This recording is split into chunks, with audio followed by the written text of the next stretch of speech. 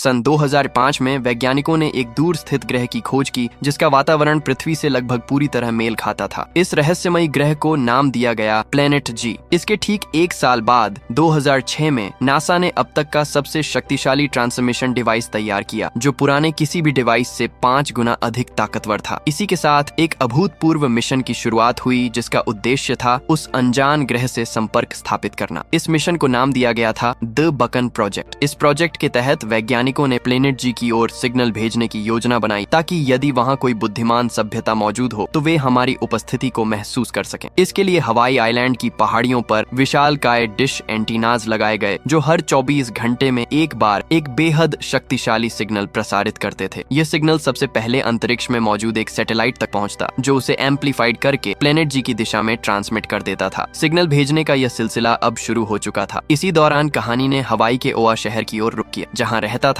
एक लापरवाह और बेपरवाह नौजवान एलेक्स हॉपर। एलेक्स की जिंदगी में कोई मकसद नहीं था, वह बस जैसे तैसे मस्ती और लापरवाही में दिन काट रहा था। लेकिन उसी दिन उसकी नजर पड़ी समैथा नाम की एक खूबसूरत लड़की पर और पहली नजर में ही उसका दिल उस पर आ गया। उसे इम्प्रेस करने के चक्कर में एलेक्स ने सारी हदें पार कर दी। नतीजा यह हुआ कि वह अरेस्ट हो गया। गनीमत यह रही कि उसका भाई स्टोन हॉपर यूएस नेवी का एक कमांडर था जो हमेशा की तरह इस बार भी उसे मुसीबत से बाहर निकाल लाया। लेकिन इस बार स्टोन ने एक कड़वी सच्चाई भी बताई कि जिस लड़की को लेकर एलेक्स अब घर बसाने के सपने देख रहा है वह कोई और नहीं बल्कि यूएस नेवी के एडमिरल टेरेंस शेन की बेटी है। हालांकि एलेक्स को इससे कोई फर्क नहीं पड़ा, उसे सिर्फ समैथा दिख रही थी, ना उसके पिता ना उनका रुतबा। पर स्टोन अब एलेक्स की बेमकसद और लापरवाह जिंदगी से तंग आ चुका था। उसे लगा अगर अब भी कुछ नहीं बदला तो एलेक्स पूरी तरह बर्बाद हो जाएगा और इसी सोच के साथ स्टोन ने एलेक्स को सीधा यूएस नेवी में भर्ती करवा दिया। उसे जिम्मेदारी का मतलब समझाने के लिए कहानी ने रफ्तार पकड़ी और कुछ साल बीत गए। हालांकि एलेक्स की पुरानी आदतें, जिद्द और लापरवाही अब भी उसका पीछा नहीं छोड़ रही थी, लेकिन समथा के प्यार ने उसे थाम रखा था। उसी प्यार की बदौलत आज एलेक्स यूएस नेवी में एक जिम्मेदार ओहदे तक पहुंच चुका था। वो यूएसएस जॉन पॉल जोन्स नाम के डिस्ट्रॉयर शिप पर लेफ्टिनेंट था। एलेक्स और समैथा का रिश्ता अब शादी की दहलीज पर खड़ा था, लेकिन अभी भी एक बड़ी अड़चन रास्ते में थी। समथा के पिता एडमिरल टेरेंस, जिनकी नजरों में एलेक्स अब भी एक निकम्मा नौजवान था, इसलिए एलेक्स एडमिरल से समैथा का हाथ मांगने की हिम्मत नहीं जुटा पा रहा था। एलेक्स हॉपर और उसका बड़ा भाई कमांडर स्टोन हॉपर इन दिनों हवाई में चल रहे रिम्पक नेवल एक्सरसाइज का हिस्सा थे। रिमक यानी कि रिम ऑन फैद पैसिफिक एक्सरसाइज, दुनिया की सबसे बड़ी और सबसे ताकतवर नौसेना अभ्यास। यहाँ कई देशों की नेवी एक साथ मिलकर वॉर ट्रेनिंग और कोऑर्डिनेशन प्रैक्टिस करती है ताकि जब असली जंग का वक्त आए तो सब एकजुट होकर जवाब दे सके। इस साल की रिम्पैक ट्रेनिंग में अमेरिका, जापान, ऑस्ट्रेलिया, कोरिया जैसे शक्तिशाली देशों की नौसेनाएं शामिल थी। एलेक्स अपनी USS John Paul Jones destroyer ship में सवार था, जबकि उसका भाई स्टोन यूएसएस सैमसन शिप का कैप्टन। आज रिम्पैक एक्सरसाइज का पहला दिन था। सारे देशों की नेवी फोर्स अपनी लड़ाई की तकनीक का प्रदर्शन कर रही थी। इसी दौरान अंतरिक्ष में एक भयानक घटना घटी। अंतरिक्ष में मौजूद सिग्नल एम्पलीफायर सैटेलाइट आज जब प्लेनेट जी की दिशा में सिग्नल ट्रांसमिट कर रहा था तभी अचानक ही उस दिशा में एक पोर्टल खुला। उस पोर्टल से कुछ भयानक आकृतियां बाहर निकली। 5 अज्ञात एलियन ऑब्जेक्ट्स जो किसी ग्रेविटेशनल फोर्स से खींचे चले आ रहे थे सीधे धरती की ओर। लेकिन तभी उनमें से एक ऑब्जेक्ट रास्ते में ही एक सैटेलाइट से टकरा गया। टकराव भयानक था, सैटेलाइट चकनाचूर हो गया और उस एलियन ऑब्जेक्ट की ट्रैजेक्टरी बदल गई। 4 ऑब्जेक्ट्स हवाई आइलैंड के करीब ही समंदर में गिरे, लेकिन वो एक ऑब्जेक्ट सीधा चाइना में जा गिरा जिसने चाइना के शहर हांगकांग में भारी तबाही मचा दी। इस घटना ने पूरी दुनिया में खलबली मचा दी। नासा के वैज्ञानिकों और अमेरिका के सरकारी अधिकारियों की एक आपातकालीन बैठक बुलाई गई। नासा के वैज्ञानिकों का यह दावा था कि यह एलियन ऑब्जेक्ट्स जरूर उसी प्लेनेट जी से आए हैं जहां द बकन प्रोजेक्ट के तहत कई महीनों से सिग्नल भेजे जा रहे थे। यानी प्लेनेट जी पर सचमुच कोई बुद्धिमान एलियन सभ्यता मौजूद थी जिन्होंने अब अपनी उपस्थिति जाहिर कर दी थी। लेकिन क्या यह उनकी ओर से कोई संदेश था या हमला? इस सवाल ने नासा और अमेरिकी सरकार की नींद उड़ा दी थी। इसी दौरान पैसिफिक ओशियन में ट्रेनिंग कर रही नेवी फोर्सेस को इस घटना की सूचना मिली। एलियन ऑब्जेक्ट उनसे कुछ ही मील की दूरी पर समंदर में गिरा था। एलेक्स की शिप के कैप्टन ने एलेक्स के भाई स्टोन और एक जापानीज शिप के साथ तालमेल बनाया और तीनों लड़ाकू जहाज हालात का जायजा लेने घटना स्थल की ओर रवाना हो गए। दूसरी ओर नासा को चाइना से एक महत्वपूर्ण जानकारी मिली। हांगकांग में जो एलियन ऑब्जेक्ट गिरा था वो किसी अज्ञात तत्व या अननोन एलिमेंट से बना हुआ था जो पृथ्वी पर कहीं नहीं पाया जाता। वो किसी तरह की कम्युनिकेशन डिवाइस लग रही थी। हालांकि क्रैश में वो डिवाइस पूरी तरह तबाह हो चुकी थी, लेकिन अब सवाल उठता था आखिर एलियंस ने पृथ्वी पर कम्युनिकेशन डिवाइस क्यों भेजी थी? क्या वो किसी से संपर्क करना चाहते थे? मगर किससे? दूसरी दूसरी ओर एलेक्स और स्टोन जापानीज शिप के साथ लगातार घटनास्थल की ओर बढ़ रहे थे। तभी उन्हें थोड़ी ही दूर पर समंदर से बाहर निकली हुई एक रहस्यमयी आकृति नजर आई। वो कोई एलियन ऑब्जेक्ट था, लेकिन वो शिप या कुछ और दूर से देखकर अंदाजा लगाना मुश्किल था। एलेक्स और स्टोन ने कुछ वक्त तक उस ऑब्जेक्ट पर नजर बनाए रखी, मगर ना उसमें कोई हलचल दिखी और ना ही उससे कोई चीज बाहर आती दिखाई दी। तब कैप्टन स्टोन ने एलेक्स और उसके 2 सोल्जर्स को उस ऑब्जेक्ट की जांच करने भेजा। वे एक छोटी बोट पर सवार होकर धीरे धीरे उस ऑब्जेक्ट के करीब पहुंच गए। उनके सामने था एक अजीब सा ऊंचा और विशाल स्तंभ, जिसने समुद्र की गहराइयों तक अपनी जड़ें जमा रखी थी। एलेक्स ने बिना एक पल सोचे स्तंभ के पास मौजूद सतह पर छलांग लगा दी और छिछले पानी में आगे बढ़ता हुआ उस स्तंभ तक पहुंच गया। स्तंभ पर कुछ अजीब सी उभरी हुई आकृतियां थीं। एलेक्स ने जैसे ही उन्हें छूने की कोशिश की, उसे एक जोरदार बिजली का झटका लगा और वह दूर जा गिरा। उसी पल स्तंभ के पास मौजूद 2 प्लेटफॉर्म्स में से तेज ऊर्जा का विस्फोट हुआ, जो आसमान तक फैल गई और स्तंभ के चारों ओर कई किलोमीटर के रेडियस में एक पारदर्शी ढाल यानी कि इनविजिबल एनर्जी शील्ड बना दी। एलेक्स और उसकी टीम की तीनों लड़ाकू शिप्स अब उस एनर्जी शील्ड के अंदर इस तरह कैद हो चुकी थी जैसे बोतल में बंद जिन्न। ना कोई सिग्नल बाहर जा सकता था, ना कोई मदद अंदर आ सकती थी। चारों तरफ बस रहस्यमयी खामोशी और अदृश्य दीवारें थीं। इसी दौरान एयरफोर्स का एक जेट बेहद तेजी से उसी दिशा में बढ़ रहा था, लेकिन वो ढाल उसकी आंखों से औंध थी और जैसे ही वो जेट उस ढाल से टकराया, एक भीषण धमाका हुआ और प्लेन के परखच्चे उड़ गए। दूसरी ओर एनर्जी शील्ड के अंदर जहाजों पर तैनात सारे सैनिक अलर्ट हो गए। सबने हथियारों को तैयार करना शुरू कर दिया। इसी बीच एलेक्स और उसके 2 साथी सैनिक स्तंभ के करीब एक खौफनाक नजारा देख रहे थे। पानी में भयानक बवंडर सा उठ रहा था, जैसे कोई भारी चीज समुद्र की गहराइयों से बाहर आने वाली हो। और फिर देखते ही देखते 3 विशालकाय एलियन शिप्स पानी से बाहर निकला। किसी डॉल्फिन की तरह उछलती हुई वो तीनों शिप्स एक खास पोजीशन में तैनात हो गई, ऐसे जैसे वो उस स्तंभ की रक्षा में खड़ी सेनाएं हों। सारी नेवी फोर्स उन्हें देखकर दहशत में आ गई। इसी बीच एलेक्स ने देखा कि उन शिप्स पर एक बेहद मजबूत विंड शील्ड लगी हुई थी, यानी यह मुमकिन था कि उनके अंदर एलियंस मौजूद हो, मगर बाहर से अंदर कुछ भी दिखाई नहीं दे रहा था। तभी अचानक एक एलियन शिप से एक तेज साउंड वेव निकली, जिसने सभी जहाजों के कांच चकनाचूर कर दिए और कुछ पलों के लिए पूरी सेना के कान सुन कर दी। इस हमले को युद्ध की चेतावनी समझते हुए कैप्टन स्टोन ने भी जंग का बिगुल बजा दिया। स्टोन की सेना ने एक एलियन शिप पर मिसाइल दागा, मगर निशाना चूक गया। उसी पल एलियन शिप से भी मिसाइल की बौछार हुई और देखते ही देखते स्टोन की शिप के परखचे उड़ गए। उस हमले में स्टोन और उसके शिप में मौजूद सारे सैनिकों की मौत हो गई। अपने भाई को सामने मरता देख एलेक्स सदमे में आ गया, लेकिन उसके अंदर बदले की आग भी भड़क उठी। वो उसी वक्त अपने डिस्ट्रॉयर शिप पर आया और शिप के कैप्टन को ढूंढने लगा, लेकिन सैनिकों ने उसे खबर दी कि उसके शिप के कैप्टन भी इस हमले में मर चुके हैं। यह सुन एलेक्स को झटका सा लगा, क्योंकि कैप्टन के बाद शिप का अगला सीनियर ऑफिसर एलेक्स ही था। अब उसे ही अपनी सेना की जिम्मेदारी उठानी थी। ये सुनकर पहले तो एलेक्स थोड़ा घबरा गया, लेकिन भाई की मौत का बदला लेने को वह तड़प रहा था। एलेक्स ने अपनी टीम को हथियार लॉड करने का आदेश दिया। अब वह पूरी ताकत से उस एलियन शिप पर हमला करने के लिए तैयार था। एलेक्स की शिप को तैयार होता देख जापानीज शिप के कैप्टन नगाता ने भी अपनी टीम को अलर्ट कर दिया, ताकि वह भी एलेक्स का साथ दे सकें। हालांकि पिछले हमले के बाद एलियन शिप्स पूरी तरह शांत थीं, लेकिन जैसे ही एलेक्स और नगाता ने अपने अपने शिप्स के हथियार उस एलियंस की ओर मोड़े, वो एलियन शिप अचानक फिर से हरकत में आ गई। उसने मिसाइल्स की बौछार कर नगाता के शिप को ध्वस्त कर दिया। हालांकि नगाता और उसकी टीम ने पानी में कूदकर अपनी जान बचा ली, पर अब एलेक्स समझ चुका था कि कोई भी जल्दबाजी और गुस्से में लिया गया फैसला उसकी और पूरी सेना की जान ले सकता है। ऐसे में उसने खुद को शांत किया और हथियार उस शिप पर से हटा लिए। वो शिप एक बार फिर शांत हो गया। एलेक्स नगाता और उसके बचे हुए सैनिकों को रेस्क्यू कर अपने शिप पर ले आया। उसी पल एलियंस में फिर हरकत हुई। उस स्तंभ से एक स्पेस शटल जैसी आकृति और 3 घूमते हुए गोल्ड ड्रोन्स बाहर निकले और सीधा शहरी आबादी की ओर बढ़ गए। ये ड्रोन्स, जिन्हें अब श्रेडर ड्रोन्स कहा जा रहा था, असल में डिस्ट्रॉयर्स थे। जैसे ही यह किसी मिलिट्री या इलेक्ट्रॉनिक वेपन को डिटेक्ट करते और उन्हें जरा सा भी खतरा महसूस होता, तो यह तुरंत उसे तबाह कर देते थे, फिर चाहे वह गाड़ियां हो, हेलीकॉप्टर्स हो या इंसान। आसपास के इलाके में वे ड्रोन्स भयंकर तबाही मचा रहे थे। इसी दौरान एलेक्स की गर्लफ्रेंड समंथा हवाई के ओआऊ आइलैंड की पहाड़ियों पर आई हुई थी। सेथा एक फिजियोथेरेपिस्ट थी जो एक रिटायर्ड आर्मी वेटरन कैनल्स के साथ एक पहाड़ी ट्रैक पर जा रही थी। मक एक जंग में अपने दोनों पैर गवा चुका था। उसे अब प्रोस्थेटिक लेग्स की मदद से चलना सीखना था और समंथा उसे इसी नई जिंदगी में ढलने में मदद कर रही थी। ओआआ आइलैंड भी एलियंस की इनविजिबल शील्ड के अंदर था, जिस कारण वहां भी सिग्नल पूरी तरह से ब्लॉक हो चुका था। तभी समंथा और मेक ने उस एलियन शिप को जाते देखा। वे सन्न रह गए। इतने में ही लोकल पुलिस की एक यूनिट वहां आई। उन्होंने समंथा और मेक को बताया कि इस इलाके में एलियन का हमला हुआ है। पुलिस ने उन दोनों को घर लौट जाने को कहा और आगे ऑब्जर्वेटरी की तरफ चल दी। उधर एलियन शिप सीधा ऑब्जर्वेटरी के पास आकर लैंड हुआ। हैच खुलते खुलते ही उसमें से निकले आर्मर सूट पहने कुछ एलियंस, बिल्कुल लेकिन जानलेवा इरादों के साथ। उन्होंने एक पल भी गवाए बिना ऑब्जर्वेटरी पर हमला बोल दिया। शांत माहौल अब चीखों से भर चुका था। इसी बीच लोकल पुलिस यूनिट उसी दिशा में बढ़ रही थी, बिल्कुल बेखबर कि वह किस मौत के मुहाने पर है। तभी एक एलियन झटके से सामने आया और जोरदार घूंसा मारकर गाड़ी का शीशा चकनाचूर कर दिया। बिजली की रफ्तार से हमला कर उसने सभी पुलिस वालों को पल भर में ही खत्म कर डाला। इसी दौरान उधर एलेक्स की टीम को एक चौंकाने वाली चीज मिली। समंदर में बहकर आया आर्मर सूट पहना एक एलियन। सारे सोल्जर्स ये देखने के लिए बेताब थे कि आखिर उस आर्मर सूट के अंदर से क्या निकलेगा। तभी एलेक्स ने उसका हेलमेट निकाला। जो दृश्य सामने आया उसे देख सभी के अंदर डर की ठंडी लहर सी दौड़ गई। वो इंसानी आकार का एक एलियन था। उसके चेहरे की बनावट कुछ हद तक इंसानों जैसी थी, लेकिन उसकी दाढ़ी कांटे जैसी नुकीली थी और हाथ की उंगलियां भी बेहद अजीब लग रही थी। एलेक्स ने उसकी आंखें खोली और उनमें टॉर्च की रोशनी डाली। उसकी आंखें गहरी काली नजर आ रही थी। तभी अचानक उसकी आंखों ने गिरगिट की तरह रंग बदल ली। एलियन अचानक जाग उठा और अपने चौड़े हाथों से एलेक्स के चेहरे को जकड़ ली। जैसे ही एलियन ने एलेक्स को छुआ, एलेक्स को उसके दिमाग की तस्वीरें दिखने लगी। उसे एलियंस की पूरी योजना समझ में आ गई कि वे पृथ्वी पर हमला करने की तैयारी कर रहे हैं। इतने में ही एलेक्स के साथियों ने उस एलियन को एलेक्स से दूर खींच लिया, लेकिन उसी पल शिप में एक जोरदार धमाका हुआ। धुएं और आवाज के बीच शिप का दरवाजा टूटा और उस एलियन के साथी अंदर घुस आए। हैरानी की बात यह थी कि उन्होंने किसी को कोई नुकसान नहीं पहुंचाया, बस अपने घायल साथी को उठाया और चुपचाप वहां से निकल गए, जैसे कि उन्हें एलेक्स और उसकी टीम बिल्कुल दिख ही नहीं रही हो। एलेक्स को यह बहुत अजीब लगा। हालांकि इस वक्त वो एलियंस का मकसद जानकर पहले से ही दहशत में डूब चुका था। दूसरी ओर नासा ने जांच में एलियंस के हवाई द्वीप में आने के मंसूबे का पता लगा लिया था। दरअसल एलियंस अपनी सेना को सिग्नल भेजकर उन्हें युद्ध के लिए पृथ्वी पर बुलाना चाहते, मगर उनका कम्युनिकेशन सिस्टम चाइना में क्रैश होकर तबाह हो चुका था। इसलिए इस वक्त उन्होंने हवाई द्वीप पर कब्जा कर लिया था, क्योंकि वहां द बकन प्रोजेक्ट का पावरफुल ट्रांसमीटर था, जिसे वे मॉडिफाई कर रहे थे ताकि उसके जरिए अपने प्लेनेट के लोगों तक सिग्नल भेज सके। लेकिन यह बात डराने वाली थी, क्योंकि इस वक्त तो एलियंस के केवल 5 शिप्स ही धरती पर आए थे जिन्होंने इतनी तबाही मचा दी। लेकिन तब क्या होगा अगर एलियंस अपने प्लेनेट के लोगों से संपर्क करने में कामयाब हो जाते हैं? तब ना जाने कितने एलियंस पृथ्वी पर हमला करेंगे और पृथ्वी से इंसानों का वजूद मिटा देंगे। ये जानकारी पाकर सारे लोग डरे हुए थे। दूसरी ओर समैंथा मिक के साथ ऑब्जर्वेटरी की ओर बढ़ रही थी। तभी एक आदमी भागता हुआ उनके पास आया। वह काफी घबराया और डरा हुआ था। उसका नाम था कैल जपाटा, जो द बकन प्रोजेक्ट का एक साइंटिस्ट था। उसने समैंथा और मेक को बताया कि एलियंस ने उनकी ऑब्जर्वेटरी पर कब्जा कर लिया है। उन्होंने सभी वैज्ञानिकों को मार डाला और अब वे अपने प्लेनेट पर सिग्नल भेजने की तैयारी कर रहे हैं। यह सुनकर समैंथा और मेक सन रह गए। कैल ने आगे बताया कि उनका डीप स्पेस सैटेलाइट जो सिग्नल को एम्पलीफाई करता है, हर 24 घंटे में सिर्फ एक बार एक खास पोजीशन पर आता है। सिर्फ उसी समय पृथ्वी से एलियन प्लेनेट को सिग्नल भेजा जा सकता है और इस वक्त उस पोजीशन तक पहुंचने में सिर्फ 5 घंटे बचे हैं। अगर उससे पहले एलियंस को नहीं रोका गया तो दुनिया का अंत तय है। इस बात ने समथा और मेक को गहरी चिंता में डाल दिया। अब सवाल सिर्फ एक इंसान का नहीं, पूरी मानव जाति का था और यहीं से उन्होंने एलियन के मंसूबों को नाकाम करने का फैसला किया। उधर एलेक्स और उसकी टीम भी ऐसी पर विचार कर रहे थे। इसी बीच एलेक्स की टीम के एक टेक्नीशियन को एलियन के हेलमेट की जांच में कुछ पता चला। उसने एलेक्स को लेपर्ड गैको कहे जाने वाली छिपकली की इमेज दिखा। उस छिपकली की आंखें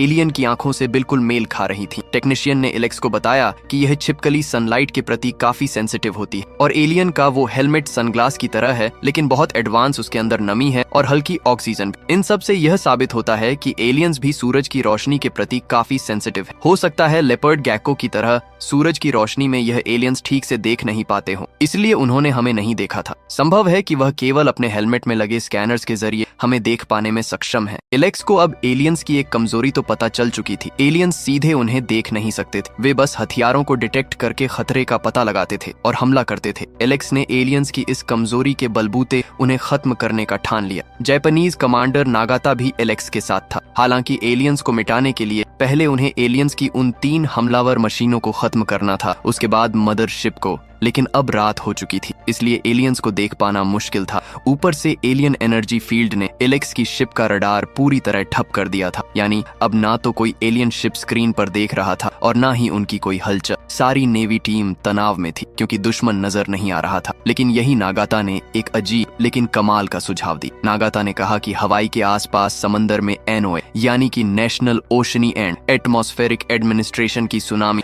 वार्निंग बॉयज लगी है, जो समंदर की गहराइयों में हलचल दर्ज करती, जैसे भूकंप, जलजले या कोई बहुत भारी चीज के मूव करने पर बनने वाली लहरें। और क्योंकि एलियन शिप्स पानी को चीरते हुए चल रहे थे, उनके भारीपन और वेग की वजह से समंदर में उथल पुथल हो रही थी जो इन बॉयज द्वारा डिटेक्ट की जा सकती थी। नगाता और एलेक्स ने एक ग्रिड बनाया जिसमें हर बॉय एक पॉइंट था। अब जैसे जैसे किसी जगह पानी की गहराई में भारी लहर उठती, वैसे वैसे एलियन शिप की डायरेक्शन और स्पीड का अंदाजा लगाया जा सकता था। पूरा सिस्टम ऐसे काम कर रहा था जैसे बिना आंखों के भी कोई समंदर के अंदर दुश्मन की चाल भांप ले। इसी दौरान उन्होंने देखा कि एलियंस की वे तीनों डिस्ट्रॉयर शिप्स उनकी शिप की ओर ही बढ़ रही थी। शायद उन्हें खतरे का अंदेशा हो गया था। वे एक पैटर्न में आगे बढ़ रहे थे। एलेक्स और नगाता ने उनके आगे बढ़ने के पैटर्न को समझ लिया। उन्होंने सही समय और पोजीशन देखकर एक ही वार में एलियंस के 2 शिप्स को उड़ा दिया। एलेक्स और उसकी पूरी टीम के अंदर खुशी की लहर दौड़ गई। अब उन्हें उम्मीद थी कि वे एलियंस को हरा सकते हैं। दूसरी ओर समंथा एलेक्स से संपर्क करने की कोशिश कर रही थी, लेकिन उस आइलैंड में भी एलियंस ने सिग्नल जाम कर रखा था, जिस कारण वह एलेक्स से संपर्क कर पाने में असमर्थ थी। लेकिन शुक्र था कि कैल उनके साथ था। कैल ने उन्हें बताया कि एलियंस सिग्नल जाम करने के लिए इलेक्ट्रोमैग्नेटिक फील्ड का इस्तेमाल कर रहे हैं, लेकिन उसके पास एक खास स्पेक्ट्रम एनालाइजर डिवाइस है जिसकी मदद से वे एलेक्स से कांटेक्ट कर सकते हैं। कैल एलियंस से छुपता छुपाता अपनी ऑब्जर्वेटरी में घुसा और अपनी डिवाइस ले आया। सेमथा ने उसी वक्त एलेक्स को कॉल किया और उसे बताया कि एलियंस अपनी सेना को बुलाने के लिए वो आहू द्वीप पर कम्युनिकेशन सिस्टम लगा रहे हैं। उनके पास सिर्फ 4 घंटे हैं। उससे पहले उन्हें उस पूरे द्वीप को उड़ाकर एलियंस को खत्म करना होगा। इतने में ही कॉल डिस्कनेक्ट हो गया। उसी पल एलेक्स ने देखा कि एलियंस ने उनकी चाल को समझ लिया था। आखिरी बचे एलियन शिप ने अपना पैटर्न ही बदल दिया और पीछे से उनके शिप को घेरने लगा। अब अंधेरे में उसे मार पाना मुश्किल था। सुबह होने में 40 मिनट ही बचे थे। तब एलेक्स ने भी चालाकी दिखाई। वो सुबह होने तक एलियन शिप से भागता रहा। फिर जैसे ही सुबह हुई, एलेक्स शिप को ओआऊ टापू के पीछे से घुमाकर एलियन शिप के सामने ले आया और सीधे गोली मारकर एलियन शिप का विंड शील्ड ही फोड़ दिया। सूरज की चकाचौंध रोशनी आंखों में पड़ते ही अंदर मौजूद एलियंस जैसे अंधे हो गए। उन्हें बस सूरज की चमक नजर आ रही थी। उसी पल एलेक्स और नागाता ने रॉकेट्स दागकर उस शिप को भी तबाह कर दिया। एलेक्स और उसकी सारी सेना जोश से भर आई, पर तभी उनकी खुशी में ग्रहण लगाने मदर एलियन शिप ने अपने 2 श्रेडर ड्रोन्स भेज दिए, जिन्होंने एलेक्स की शिप को तबाह कर दिया। खुशकिस्मती से एलेक्स, नागाता और बाकी सैनिक बोट लेकर शिप से भागने में कामयाब हो गए, लेकिन डिस्ट्रॉयर शिप को खोना उनके लिए एक बड़ी नाकामी थी। दूसरी ओर ओआऊ आइलैंड में मौजूद से ने भी दूरबीन से एलेक्स की शिप को तबाह होते देखा। उसे लगा उसने एलेक्स को खो दिया है, लेकिन एलेक्स को खोने के साथ ही उसे इस बात का भी दुख हो रहा था कि अब एलियंस को रोकने वाला कोई नहीं है। पर तभी मिक ने हिम्मत दिखाई। भले ही वह अपना पैर खो चुका था, लेकिन उसकी रगों में अब भी एक सिपाही का खून दौड़ रहा था। वो पुलिस की एक कार में समंथा के साथ ऑब्जर्वेटरी की ओर निकल पड़ा, जहां एलियंस कम्युनिकेशन का सेटअप बस पूरा करने ही वाले थे। उधर अब एलेक्स की टीम निराश होकर किनारे की ओर बढ़ रही थी। बिना शिप और हथियार के एलियंस से लड़ पाना नामुमकिन था। तभी एलेक्स को किनारे पर मिजोरी नाम का एक पुराना बैटल शिप नजर आया। हालांकि अब तक उस शिप को केवल म्यूजियम की तरह इस्तेमाल किया जा रहा था, लेकिन अब वही शिप एलियन के खिलाफ जंग में उनके लिए हथियार साबित होने वाली थी। एलेक्स अपनी टीम के साथ उस शिप पर पहुंचा। हालांकि 70 साल पुरानी उस शिप का कंट्रोल सिस्टम भी पुराना था, जिससे सैनिक परिचित नहीं थे। पर खुशकिस्मती से उन्हें वह जांबाज पुराने नौसैनिक उसी जहाज पर मिल गए जो पहले उस शिप को चला चुके थे। वो बूढ़े नौसैनिक इम्पैक्ट ट्रेनिंग में गेस्ट की तरह बुलाए गए थे, लेकिन वे भी एलियंस के इनविजिबल शील्ड के अंदर फंस गए थे। पर अब वो बूढ़े नौसैनिक भी इस जंग में एलेक्स के साथ थे। उन्होंने मिलकर उस पुराने शिप को म्यूजियम से एक बार फिर बैटल शिप में तब्दील कर दिया। लेकिन यह जंग इतनी आसान नहीं थी। एक तरफ थी एलियंस की एडवांस टेक्नोलॉजी से लेस मदरशिप और दूसरी तरफ एलेक्स की 70 साल पुरानी बैटल शिप मिजोरी। फिर भी निडर एलेक्स और उसकी जांबाज टीम ने उस मदरशिप पर सीधा धावा बोल दिया। बेशक एलियंस उनसे कहीं ज्यादा उन्नत थे। उनकी मदद शिप काफी विशाल थी और आधुनिक हथियारों से लैस हर बार एलेक्स की सेना पर भारी पड़ रहा था। लेकिन शायद एलियंस यह नहीं जानते थे कि चालाकी, बहादुरी और रणनीति में इंसानों का कोई मुकाबला नहीं। एलेक्स लगातार अपनी शिप को एलियन शिप के सीधे निशाने से दूर रखता गया और चारों ओर घूम घूम कर मिसाइल्स दागता रहा। इस तरह आखिरकार उसने एलियन मदरशिप को ध्वस्त कर दिया। मदरशिप के खत्म होते ही इनविजिबल शील्ड भी खत्म हो गई और अब शील्ड के बाहर तैनात नौसेना का रास्ता साफ हो गया। एडमिरल तुरंत हमले के लिए एयरफोर्स को तैयार करने लगा, पर खतरा अभी टला नहीं था। वो आहू आइलैंड पर मौजूद एलियंस कम्युनिकेशन डिवाइस फिट करने में कामयाब हो गए थे। बस अब सिग्नल भेजते ही एलियंस की ओर भी सेना पृथ्वी पर आक्रमण करने आ जाती। पर तभी समंथा और मिक तेजी से गाड़ी लेकर आए और सीधा एलियन के कम्युनिकेशन डिवाइस को ही टक्कर मार दी, जिससे डिवाइस बंद पड़ गया। लेकिन समंथा और मिक खुद ही मौत के मुंह में आ गए थे। एक एलियन उन पर टूट पड़ा, लेकिन मक विकलांग होते हुए भी उसका सामना करने लगा। मिक ने मार मार कर उस एलियन का हेलमेट ही निकाल दिया, जिससे वह एलियन धूप के कारण मिक को ठीक से देख नहीं पा रहा था। पर फिर भी उसने अंदाजे से मारकर मिक को धराशाही कर दिया। अब वह मक पर खंजर से वार करने ही वाला था कि तभी कैल वहां आया और वह भी उस एलियन को पीटने लगा। मौके मौका मिलते ही मक ने दोबारा उस एलियन को पकड़ लिया। उसने कैल से समंथा को वहां से ले जाने को कहा। इस दौरान उधर बाकी एलियंस ने अपना डिवाइस दोबारा रिपेयर कर लिया था। वो एक बार फिर सिग्नल भेजने के लिए तैयार थे। दूसरी ओर इलेक्स की शिप में अब केवल एक ही मिसाइल बची थी। उस मिसाइल को लॉन्च करके इलेक्स ने ओआऊ आइलैंड में मौजूद एलियंस की कम्युनिकेशन डिवाइस की ओर निशाना साध लिया। पर तभी उन्होंने देखा कि मदरशिप अभी पूरी तरह से खत्म नहीं हुई थी। मदरशिप ने 3 श्रेडर ड्रोन्स इलेक्स की शिप की तरफ लॉन्च कर दिए। उन श्रेडर ड्रोन्स को रोकने के लिए इलेक्स और उसकी सेना के पास कोई हथियार नहीं थे। अब इलेक्स और नागाता समझ चुके थे कि यही उनका अंत है। पर मरने से पहले उन्होंने भी अपनी मिसाइल एलियंस के कम्युनिकेशन डिवाइस की ओर दाग दी। उधर एलियंस ने जैसे ही सिग्नल भेजना शुरू किया, उसी पल वहां धमाका हो गया, जिससे कम्युनिकेशन डिवाइस नष्ट होने के साथ ही सारे एलियंस भी मारे गए। पर अब मौत इलेक्स और उसकी सेना के भी सिर पर थी। श्रेडर ड्रोन्स उनकी जहाज पर बस गिरने ही वाले थे कि तभी कहीं से 3 मिसाइल्स आई, जिसने उन तीनों ड्रोन्स को हवा में ही नष्ट कर दिया। वो एयरफोर्स यूनिट थी जो इलेक्स और उसकी सेना की मदद करने आ पहुंचे थे। उन्होंने एलियन मदरशिप को पूरी तरह मिटा दिया और इस तरह इलेक्स और उसकी बहादुर टीम की बदौलत मानव जाति विनाश के कगार से लौट आई। दुनिया एक बड़े खतरे से बच गई, एक ऐसे युद्ध से जो ना देखा गया था न समझा गया था। सिमेंथा, मिक एंड केल भी धमाके से पहले सुरक्षित स्थान पर पहुंच चुके थे, जिससे उनकी भी जान बच गई। इलेक्स की बहादुरी, उसकी लीडरशिप और उसकी सूझबूझ ने पूरे देश का दिल जीत लिया।